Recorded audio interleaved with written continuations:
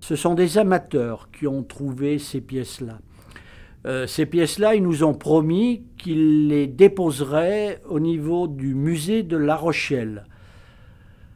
On leur fait confiance et j'espère que les choses se feront. Si pour une raison ou pour une autre, les aléas de la vie faisaient que ces originaux étaient non déposés au musée de La Rochelle, eh bien les moulages seraient un pis-aller pour que l'on finalement comprenne bien notre vision à nous de cette espèce particulière correspondant donc au Balanocrinus maritimus.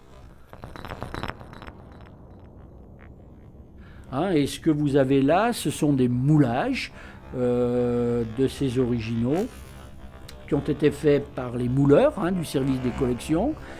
Ils sont des mouleurs extrêmement compétents et qui ont réussi à faire finalement des moulages aussi vrais que les vrais. On éprouve évidemment un plaisir à manipuler les objets, à toucher la roche, à les regarder, c'est vrai, avec les yeux, mais à les regarder avec le bout des doigts. Enfin, la photo, je sais pas, c'est pas ça. Alors peut-être que quand on aura des visions holographiques des objets, là les choses seront peut-être un tout petit peu différentes.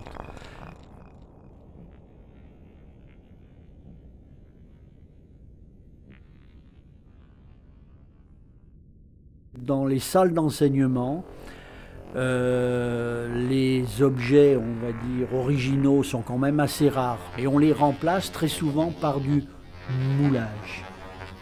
Ben, ça fait rien. Il y a un caractère émotionnel, il y a une dimension d'émotion qui manque. Bon, on arrive à voir la forme de l'objet, son organisation, mais on sait qu'on a un faux entre les mains, enfin un faux. Je le mets entre guillemets, un faux, parce que si le moulage est réussi, il est aussi vrai que le vrai. Mais déjà, il n'y a pas le poids du caillou. On sait qu'on n'a pas entre les mains un objet qui a X millions d'années. On n'a que sa représentation.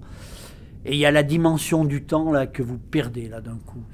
Vous n'avez qu'une représentation aussi parfaite que possible de son image. Vous ne l'avez pas lui. Vous ne l'avez pas lui. Mais peut-être que c'est un facteur émotionnel malgré tout que le savant oublie, enfin que le scientifique oublie. Il est là pour travailler un problème scientifique. Dès lors qu'il a la forme générale, l'organisation, qu'il va pouvoir faire des mesures, il va le mettre dans la poche, cet aspect-là.